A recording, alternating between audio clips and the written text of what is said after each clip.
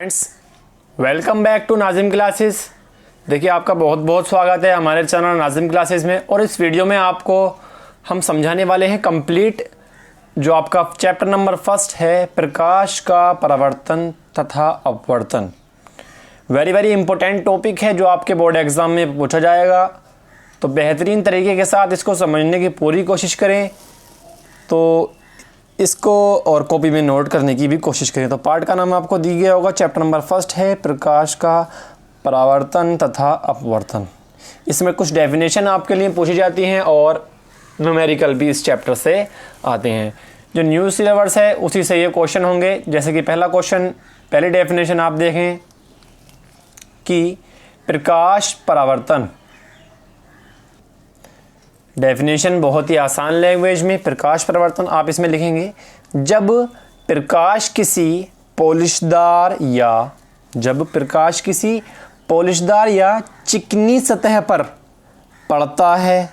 आप चाहें इसका जो है प्रैक्टिकल भी करके देख सकते हैं। जब भी आप बैटरी से आप प्रकाश को किसी चिकनी सतह यानी मार्बल या किसी भी चिकनी सतह आप देख सकते हैं। जैसे कि आप कोई भी कॉपी ले सकते हैं जिस पे पिन्नी चढ़ी हुई हो, ठीक है। जब प्रकाश किसी पॉलिशदार या चिकनी सतह पर पड़ता है तो उसका अधिकतर भाग यानी ज़्यादातर जो उसका भाग होता है तल से टकराकर वापस लौट जाता है। जैसे कि अब आपको थोड़ा सा एग्जाम्पल लेने की कोशिश भी करेंगे एक। जैसे कि देखिए, ये हमने इस कॉपी के ही प्रकाश के आप देख रहे होंगे कि ये टकराकर वहाँ से वापस लौट रहा है।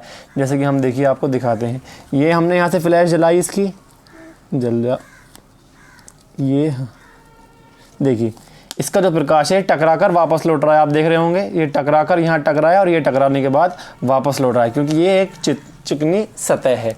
ऐसे ही इस नियम को हमें लिखना है बहुत आसान तरीके से। देखिए, जब प्रकाश किसी पॉलिशदार या चिकनी सतह पर पड़ता है तो उसका अधिकतर भाग तल से टकराकर वापस लौट जाता है। अतः तल से टकराकर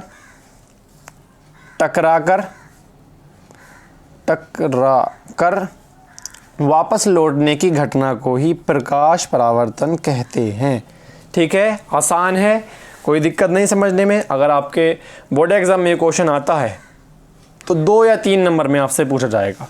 साथ ही साथ हम इसका छोटा सा एक चित्र भी बना देंगे प्रकाश परावर्तन के, और साथ ही साथ 2 नियम भी होते हैं। आपसे अगर क्वेश्चन पूछे कि प्रकाश परावर्तन के दोनों नियमों को लिखिए या प्रकाश परावर्तन के नियमों को लिखिए, तो आप इसको इस तरीके से करेंगे और आप प्रीवियस ईयर का क्वेश्चन पेपर निकाल के देखेंगे तो आपको वहाँ पर ये क्वेश्चन दिख जाएंगे। आपतित किरण यानी यह है हमारी आपतित किरण, जो किरण हमने डाली, यानी कि जो भी हमने, जैसे कि हमने बैटरी से किसी भी चिकनी सतह पर टॉर्च जलाई तो वो उससे टकराकर ये हमारी वापस लौट गई। और वहाँ पर हमारे 2 एंगल बनते हैं, एंगल आई और एंगल आर, और बीच में होता है एन, जिसको हम एन से शो करते हैं, और होता है अभिलंब। ठीक है, एन होता है, अभिलंब होता है एन। ठीक है, ये हमारी आपतित किरण और ये हमारी परावर्तित किरण। ये हमारा आपतन कोण, ये और हमारा परावर्तन कोण, और ये हमारा आपतन बिंदु।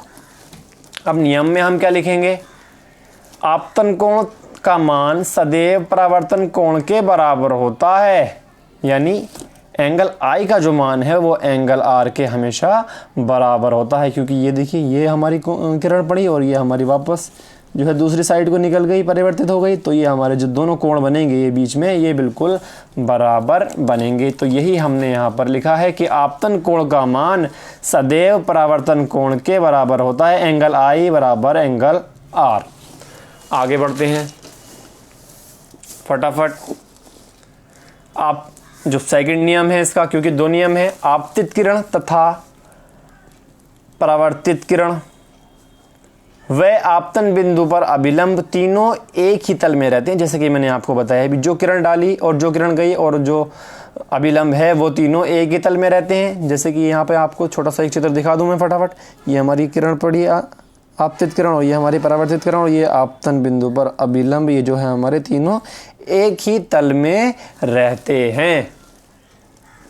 ठीक, आगे बढ़ते हैं। अब हमारी डेफिनेशन पूछ लेता है, अगर 1 नंबर में वक्रता त्रिज्या को समझाइए या वक्रता त्रिज्या को परिभाषित कीजिए, 1 नंबर में क्वेश्चन पूछ लिया जाता है तो आप लिखेंगे गोले की त्रिज्या को वक्रता त्रिज्या कहते हैं, गोले की त्रिज्या को ही वक्रता त्रिज्या कहते हैं। नेक्स्ट क्वेश्चन है ध्रुव।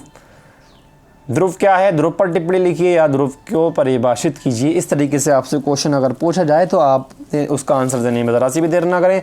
दर्पण का वह मध्य बिंदु, दर्पण का वह मध्य बिंदु, वह मिड पॉइंट जो मुख्य अक्ष से होकर जाता है, दर्पण का ध्रुव कहलाता है। मुख्य अक्ष नहीं, यहाँ पे अक्ष होगा, ठीक है,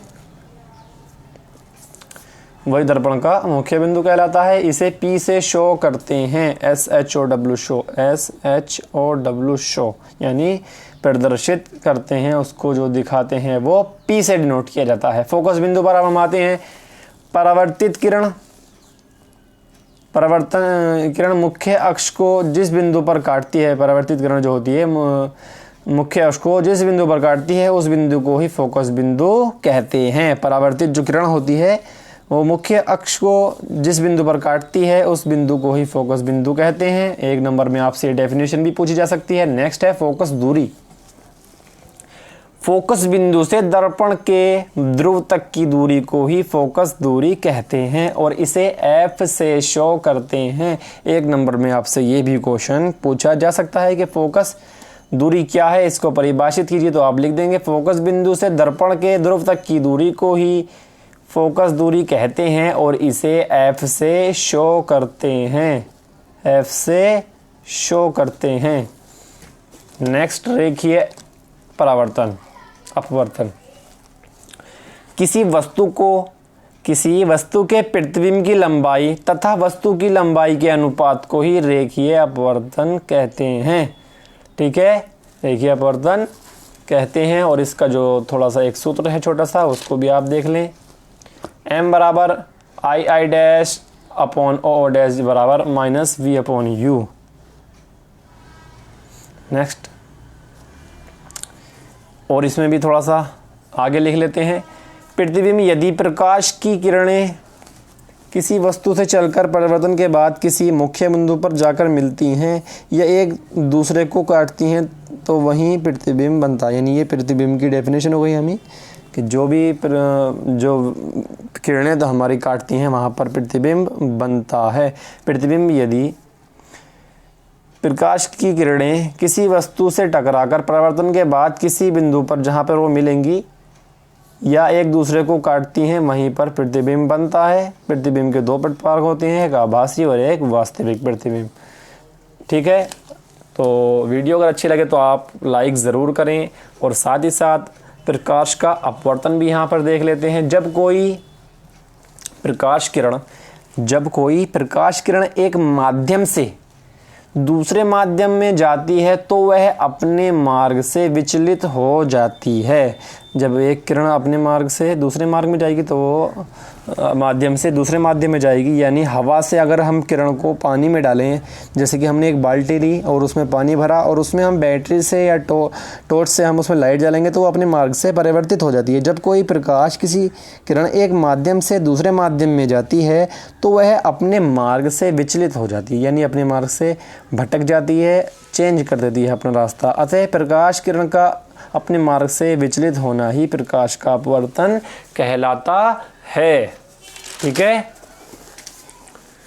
तो इसकी डेफिनेशन, इसका जो चित्र है कुछ इस तरीके से बनाएंगे। हमने किरण डाली, ठीक है, और ये देखिए ये सीधी न जाने के बजाय ये इधर की तरफ झुक गई है अभिलंब की ओर, ठीक। ये हमारा एंगल C और ये हमारा एंगल R, ये हमारा एंगल C और ये हमारा एंगल R। प्रकाश के अपवर्तन के जो दो नियम हैं आप उनको भी अच्छे तरीके से लिख लीजिए। प्रकाश के अपवर्तन के नियम, दो नियम हैं, दोनों को देख लेते हैं वो क्या है। बहुत ही आसान तरीके के साथ आप इसको समझेंगे। देखिए बोर नहीं होना है, तैयारी आपको बहुत ही बेहतरीन तरीके से करनी है।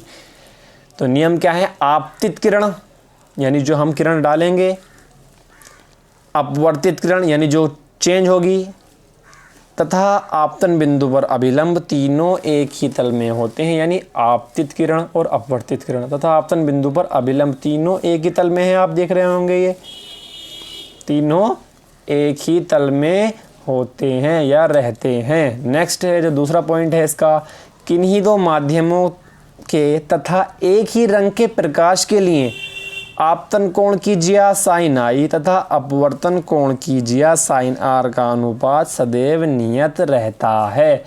सदैव नियत रहता है, इस नियम को आपको थोड़ा सा याद करना पड़ेगा। Sine i upon sine r बराबर कांस्टेंट एन हम वहाँ पे ले लेते हैं, ठीक है। और साथ ही साथ जो इसका दूसरा नियम है उसको हम क्या कहते हैं, उसको हम कहते हैं स्नेल का नियम। जहाँ एन एक अपवर्तनांक है, इसे स्नेल का नियम भी कहते हैं। इसे स्नेल का नियम भी कहते हैं। जो सेकंड नियम है उसको हम स्नेल का नियम भी कहते हैं। नोट, यदि प्रकाश किरण विरल माध्यम से सघन माध्यम में जाती है तो वो अभिलंब की ओर झुक जाती है, ठीक है। ये देखिए अभिलंब की ओर, जैसे कि आपको चित्र में दिख भी रहा होगा कि अभिलंब की ओर ये किरण जो है वो झुक गई है। नेक्स्ट हमारा है क्रांतिक कोण।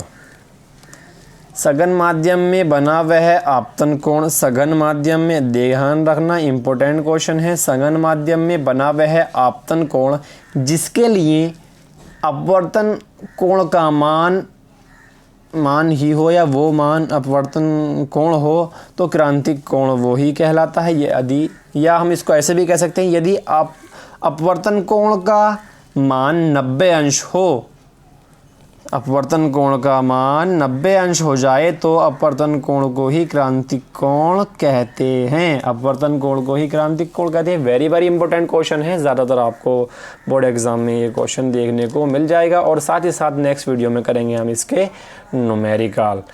इसके लिए आपको A for air, L for liquid, G for glass और W फॉर वाटर को याद रखना पड़ेगा। तो वीडियो में अगर आपको कोई कमी लगी हो तो कमेंट में हमें इसको सुझाव दें और इसके न्यूमेरिकल नेक्स्ट वीडियो में आपको मिल जाएंगे। जब तक के लिए टाटा बाय बाय। आज के लिए बस इतना ही, धन्यवाद। आप हमारे ग्रुप से भी जुड़ जाएं ताकि आपको इंपॉर्टेंट न्यूज़ और PDF वगैरह जो है वहाँ से मिल पाए। लिंक आपको डिस्क्रिप्शन में मिल जाएगा।